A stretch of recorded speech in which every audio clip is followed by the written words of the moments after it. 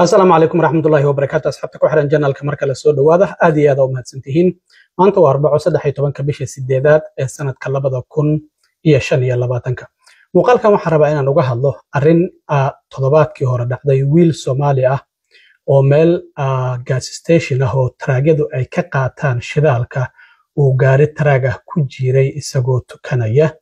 أرين تاسي وان أركيي مالمهان دم بدت فربضنا ويلسو حريريين laakiin waxa isku dayay bal in aan helo qaar ka mid ah dadkii meesha joogay amaba familkiisa wiilkaasi si aan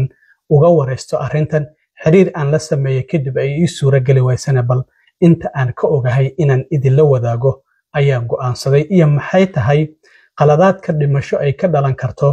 oo taraagleeda Soomaalida ay sameeyaan isla markaana aan loo baahnayn inay sameeyaan si ay uga badbaadaan in qatari ay ku timaado iyo waxyaabaha kale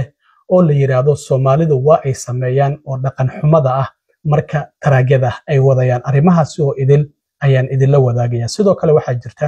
in maxkamad ku taala Minneapolis ay dambi ku heshay wiil Soomaali ah arrintii la xiriirtay Medicaid-ka oo uu musuqmaasuqay lacag ka badan $7 milyan arrintaasina sidee ku dhacday waan idin la wadaagaya haddii alla yiraahdo in wiil Soomaali ah oo magaciisa lagu sheegay Sharma Arke in isagoo asaga iyo wiil kale ay gaari ay isla wadaan meelaha gas stationada ah oo laga qaato shidaalka magaalo ku taala gobolka Arizona oo la yiraahdo Joseph City in uu xilli waliba galaba inay casri ahayd aan u maleynayo sida saacada ka muuqanayso ku dhawaad 11 saac oo galabnimo ay ku dhaweyd in uu isiri inta gaariga shidaalka uu ku socdo bal salaadii casarka iska bixi sidaas darteedna gaari taraaga uu baxayay uu gaarigii wiilkii jiray isagoo waliba salaadii ku jira hadaba arrintaasi kaamarooyin kala duwan ayaa duubay qaar ka mid ah gawaari ku jirtay in parkingka gas stationka iyo sidoo kalena gaariga baxayna la arkay isagoo gadaal u soo baxaya oo wiilka maraya kadibna horay u baxaya hadana mar kale sii maraya sidaasina uu wiilkaasi dhaawac ku gaaray markii dambana uu geeriyooday waxaan rabaa markaa inaan idin la wadaago goobaha gas stationada ah waxa ku yaala sidoo kale baakino gawaarida taraagada la dhigan karo sidaad aragtaan gaarigan waa gaarigii ay wateen qof markaas meesha joogay muuqaal uu duubay ayaa screenshot aan ka soo qaaday gaarigoodii wali waxa uu ku jiraa wiilkan iyo wiil kale ay wateen meeshii gaaska ay ka qaadanayeen oo gas stationkii ayuu ku jiraa inta badan West Coast-ga marka la xeebaha galbeed in gobolada ku yaala marka ay dadku ay aadayaan taraagada wada inta badan laba qof ayaa lagu wadaa team qofku taraagada waxay yihiin solo in qofku keligii uu wato gaariga inuu team yahay oo team ay ku wataan arinta teamka marka qatar fara badan ayaa ka timaado qofkan marka uu keligii yahay isaga ayaa yaqaan meesha uu istaagayo iyo xilliga uu istaagayo laakiin teamka inta badan dhibaatada ka timaado waan idin la wadaagaya marka gas stationka iyagoo qaadanaya wiilkan salligiisa uu qaatay meeshii gawaaridu ay ka baxayeen amaba parkingka ahaato ayuu salligiisa dhigtay meel barxada uu rabay inuu ku tukado horta munaasab ma tahay in meelaha noocaasi oo kala hood ku tukato munaasab ma ahan salaadu waa waajib inaad tukato laakiin waxaa ka sii muhiimsan inaadan noloshaada meel qatar gelinaysa aadan ku tukan isla markaana aad meel gawaaridu aysan maraynin ay muhiim tahay inaad ku tukato wadankan sharciyadiisa waxaa ka mid ah highway gawaaridu ay 70 80 60 50 ay ku socdaan iskama goyn kartid laguma talagelin highwayga in lagu socdo amaba la dhaxmaro haddii gaari uu ku dilo macnaheedu waxay tahay inaad adigu qalad ka leedahay adiga ayaa tikid lagu dul saaraya meelaha wadooyinka yaryarka waxa loo sameeyay calaamado cadcad oo pedestrian crossing la yiraahdo badan ayaa riixaysa badankaasi istaag ayuu ku leeyahay marka gawaaridu ay wadada ka leeyihiin marka calaamada greenka ama white-ka ay soo baxdo waxa lagu leeyahay soco waad socon kartaa marka ayadoo gawaaridii u furan tahay haddii aad marto gaari ku dilo adiga ayaa qaladka iska leh tikid ayaaba lagu dul saaraya waxa lagu leeyahay qofkan waa in tikidkaasi laga bixiyaa ka hor inta aan la aasin marka muhiimaddu waxay tahay marka aad goobaha gas stationada aad joogto meesha aad ku tukanayso inaysan noqon meel laba taraag dhexdooda amaba wadadii gawaaridu ay ka baxayeen hadda wiilkan waxa ay u muuqataa gawaariga taraaga waxa uu leeyahay meel la yiraahdo blind spots haddii qaybta dambe oo albaabada gaariga marka la rarayo iyo marka la dejinayo uu ku aadanaa wiilkan gaariga ma arki karo in qofka waday maxaa yeelay camera gadaal inta badan gawaarida kuma xirno marka waxay u muuqataa wiilkan in isaga nafsadahaantiisa salaada uu sujuudsanaa maadaama uu arki lahaa gaariga haddii uu taagan yahay gaarigan ku soo socdo oo salaadiisa inuu ka baxo oo nafsadiisa badbaadiyay ay noqon lahayd walow qaatumo fiican uu ku dhintay oo isagoo salaad tukanayo uu dhintay laakiin su'aasha la isweydiinaya waxay tahay munaasab ma ahayd meesha wiilkan salaada uu ku tukanayay sida muuqata waa maya allahu naxariista ayaan leenahay wiilkan weliba waxa uu tiktok ayuu caan ka ahaa dadka giftarada ayuu ahaa dadka qaar sida ay ii sheegeen dadka tiktok ku jira oo geemida marka la ciyaaraya giftarada waxaan isku dayay inaan la xiriiro qaar ka mid ah wiilkii gaariga la waday inaan helo ama ehelkiisa inaan helo qof yaqaana ayaan u maray walaalkii ayaan helay wiilka aan la xiriiray ayaa weydiinay waxa yarkaas cilmi la yiraahdaa raba inuu wareysi kula yeesho waa uu ka gaabsaday marka hadda ma ogin in ninkii gaariga marsiiyay wiilkaasi la soo qabtay in kale xitaa waan isku dayay newsyada magaaladaasi amaba xitaa google-ka inaan ku raadiyo ma aanan arkin wax wara oo arintaasi laga qoray marka sababahaasi ayaa igu qasabtay inaan markii hore ka aamuso laakiin markii ehelkiisa ay diideen inay ka warbixiyaan arintaas ayaan go'aansaday bal waxyaabaha aan ka ogahay inaan idinla wadaago marka inaad laba taraag dhexdood aad ku tukato amaba meel aan munaasab ahayn aad ku tukato qatar noloshaada ayaa kaaga iman karta dadka inta badan xitaa waxay sameeyaan in wadada dhinaceeda shoulderka inay inta istaagaan ay iska weysa qaataan ay salli dhigtaan oo ay ku tukadaan arrintaasina qatar kala kaaga iman karta gaari ayaa breega goosan kara oo gaarigaadii meesha taagan iyo adiga uu ku mari karaa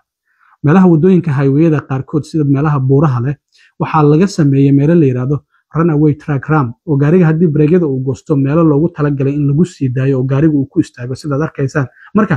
meelaha munaasabka ah salaada inaad tukato waa waajib laakiin meel munaasab ah inaad ku tukato ayaa wanaagsan hadda kaba soo qaad goobaha rest area la yiraahdo oo loogu talagalay taraagleedu in ay galaan oo ay jiiftaan ama ay ku nastaan ama suuli ay ka galaan waa meelaha ugu munaasabsan oo salaada aad ku tukan karto waxay leeyihiin meelo cagaara meelo hoos ah oo la daday oo inta salligaada dhigata aad ku tukan karto intii aad rabto aad joogi karto marka waxaa ka muhiimsan intii gas station meel gawaarida hore iyo gadaal shidaalka intay markaasi qofku waxa ku soo leexdaa inta badan inuu shidaal ka qaato waa ay jirtaa in la seexdo taraag meelaha gas stationada gaaska laga qaato laakiin inta badan waxaa loogu soo leexdaa in gaas laga qaato xilliyada habeenkiina waa la seexdaa marka haddii aad tiraahdo salaad subaxan waxaan ku dhex tukanayaa laba taraag dhexdooda qof ayaaba la gaaray waqtigii uu bixi lahaa oo saacadihiisa ay u soo laabteen adigoo tukanayo iska dhaqaaqay sidoo kale dadka tiimka ah oo labada qof oo gawaarida isla wada waxaa ku dhacday inta badan Arizona iyo California iyo gobolada fogfog aada markastaba qof ayaa jiifo qofna gaariga ayuu wadaa kaba soo qaad gas station ay ku soo leexdeen qofkii gaariga wadaa wuxuu damcay inuu suuli galo ama gas station wax ka soo iibsado qofkii kale oo gaariga la waday ayaa soo kacay isaguna ma oga inta badan communication kuna waa muhiim labada qof marka ay gaari isla wadaan qofkii kale ayaa soo kacay isaguna wuxuu yiri bal suuli gal amaba halkan wax ka soo gado baahi ayaa qabatay marka uu ka tagayba uu iska dhaqaaqay ma uusan u sheegin markii uu dagay ninkii jiifay ninkii gaariga waday war aniguna waan dagay ogow ma uusan dhihin asagana uu iska dhaqaaqay oo bartii ayuu uga tagay way dhacday dhowr jeer waxa laga yaabaa adigan idaawanaya inay ku dhacday waxa sidoo kale dhacda in gaariga oo wadada dhinaceeda yaala in qofkan uu isku dayay asaguna in uu qofkii jiifay in gaariga hoostiisa uu ku kaadiyo mararka qaarna gaarigii la marsiyo iyaduna waa ay dhacday amaba sidoo kale haddii aan la marsiinina intuu boodo uu iska dhaqaaqo qofkii kalena uusan ka warqabin marka communicationka labada qof oo gaariga isla wada waa muhiim dhowr sano ka hor Mareykanka waxaa ka dhacday in laba wiil oo Soomaali ah oo gaari isla wada gaarigii oo socda ay isku dhex feereen arrimo qabiilka waa naqana qabiil darteed marka at least haddii aad qof gaari la wadayso qof isku qabiiltiin wada haddii taagtaagida ka noqoto si aad arrinta wax xalisaan marka arrintaasina waa ay jirtaa waxyaabahaas oo idil waxay ka mid yihiin waxyaabaha qaladaadka taraagleeda ay Soomaalida ay sameeyaan hadda ka hor yaraan saaxiibano taraagleeya ayaa dhowr jeer waxa uu soo diray qaladaadka ay Soomaalidu sameeyaan goobaha taraag stoobyada ah ama gas station ama ha noqoto rest area waxa kamid ah marka suulida la galo suuliyada ku yaala gas stationada oo taraagleeda inay ku qubaystaan loogu talagalay waa kuwa ugu nadiifsan mar ayaan wadi jira gaariga anigu waan arkay marka qof baa galaya qof muslim ayaa tahay waxa la rabay in aad ilaaliso diinta islaamka isla markaana dadkii inaad ugu yeerto marka haddii dhaqankii diinta islaamka adiga oo muslim aadan ilaalin sidoo qof kale aad ugu yeeraysa waxaad arkaysaa in meeshii suulida oo loogu talagalay qofku gacmaha ama wajiga inuu ku dhaqdo marka uu ka soo baxo suulida in lagu weyse qaadanayo oo luqtii la saaranayo meelaha qaar waxaa lagu qoray gacmaha oo kaliya loogu talagalay in lagu dhaqo looguma talagelin lugaha in lagu dhaqo ayaa lagu dhajiyay markii la arkay arrintu inay faraha ka baxday marka biyo fara badan ayay halkii ku daadinayaan weyn iska soo baxayaan waxa jirta in sidoo kalena taraaglayda way ku dhacdaa way ogyihiin maahan waxba la isku maqarinayo maanta in qofkii caag intuu ku kaadiyo ama bac uu ku saxroodo uu ku tuuro meelihii baakinka ah oo adkaysa kaadi caag anigu indhahayga ayaan saaray maqaayada Soomaalida halkan magaaladan aan joogo in bac oo saxra ka buuxda looga tago meeshii lagu tuuro ama caag kaadi ka buuxda arrintaasina xitaa meeshii qashinka lagu tuurayay ayaa u muuqata qofkii ma geynayo kuma ridayo bartii ayuu dhigaya uuna uga tagaya arrintaas waxay ka mid tahay magaalo joog xumada ama dhaqan xumada qofkii dadkii laga yaabo xitaa diinta islaamka aad ugu yeeri lahayd inay ka cararaan oo yiraahdaan war saamba haddii yihiin dadkii muslimiinta ay u dhaqmayaan oo meelihii la nadiifiyo qof baa taagan suuliyada meelaha taraagistoobiyada oo nadiifinaya marka ayadoo dhala u eg oo nadiif oo qofkii galaya iyadoo biyuhu yaacayaan oo kasoo baxaya because lugihii ayuu halkii kusoo dhaqdo waa uu ku weyse qaatay caagadahan caanaha inaad qaadato biyo ka buuxsato ayaad meel gees inta tagta isaga weyse qaadan karta oo salligaada aad dhigato gawaarin aysan kugu soo maraynin marka arrimahaasi ayaa jira taraaglayda qaladaadka ay sameeyaan ayay arrintaasi ka mid tahay marka walaalkeen ma arrinta hadda lama ogo qaladkii xitaa qofka gaariga waday oo wiilkan dardaray waxaa loo baahnaa haddii uu arkay maadaama gadaalna uu u maray horeyna uu u maray wuu dareemi karaa taayarka gaariga inuu wax uu dul maray marka inuu istaaga ayay ahayd isaga naftiisa inuu baxa ma aysan ahayn qofkaasi dadka qaar waxay qof cadaan ayuu hindi ayuu ilaa hadda ma nogin laakiin dadkii ehelka oo rabnay inaan weydiino ma aysan noo suuragelin inay nala hadlaan sidaas darteed ayaan idinla wadaagayay inta aan ka ogahay ilaa iyo hadda marka goobta qofku salaada uu ku tukanayo waxaa muhiima inay tahay goob munaasaba oo noloshaada aan khatar u keenaynin siiba goobaha rest areada ayaa ka wanaagsan goobaha gas stationada gawaarida socota ayaa badan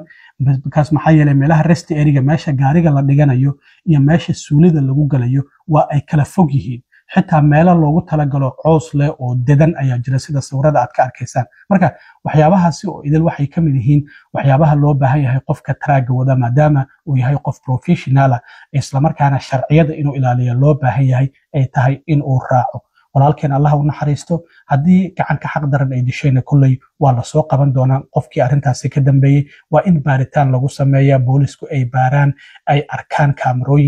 kaamarooyin badan ayaa duubay haddii arrimahaas ay wax ka soo kordhaanna sidoo kale haddii alla idmo waan idinla wadaagi doonaa ugu dambeyntii Soomaalida Minnesota waxaan ogeyn baaritaano kala duwan inay ku socdeen TFD Our Future Medicaid-kii autism-kii hadda shalay waxaa jirtay in xeerbeegti ay dambi ku heleen wiil Soomaali ah oo ka soo jeeda Blaine Minnesota lacag 7 milyan ka badan ayaa Medicaid-ka kaarka caafimaadka uu musuqmaasuq uu ku sameeyay kadib markii uu furtay meel uu dhahayay dadka da'da ah ayaan ugu adeegaynaa isla markaana adeeg aan ugu qabanaynaa wiilkan waxa la yiraahdaa Cabdifataax Yuusuf waxa uu lahaa company magaciisa la yiraahdo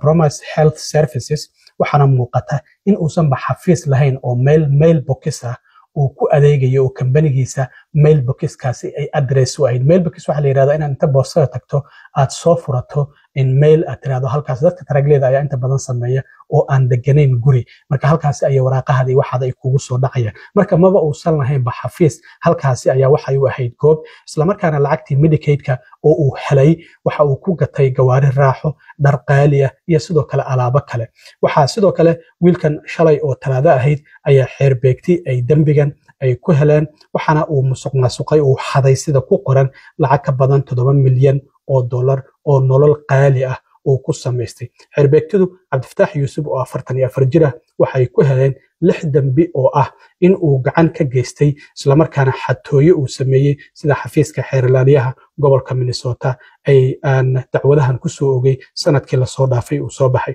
baariyaashu waxa ay sheegeen in Cabdifataax uu sheeganayay in adeeg uu dadka guryahooda ugu tagayay dadka da'da ah uu ku siinayay isla markaana community based oo mid community-ga ah laakiin waxa uu ahaa mid been abuura isla markaana muddo sanado ah mailbox-kaasi uu address u ahaa lacagahaasi uu xaday oo dadka faqiirka ama u baahnaa uu ka xaday oo dhinaca caafimaadka waxa uu ku iibsaday gawaari raaxo dhar design ah oo qaali ah isla markaana sidoo kalena lacagtaasi sidaasi ayuu ku qaatay sida xafiiska xeerlaaliyaha Keith Allison qoraalkan ka soo baxay la sheegay waxaana xafiiska xeerlaaliyaha uu sheegay inay ka go'an tahay in inta badan lacagtaasi oo dadka canshuur bixiyaasha ay bixiyeen ay ka go'an tahay in dib loo soo celiyo Promise Health waxa ay sheeganaysay in adeegyo ay bixinaysay laga soo bilaabo sanadkii bishii July ee sanadkii 2019 marka muddo 3 sano ah oo xigtay lacag 7.7 milyan ah ayaa uu qaatay Cabdifataax isla markaana ma aysan jirin wax adeeg caafimaad ah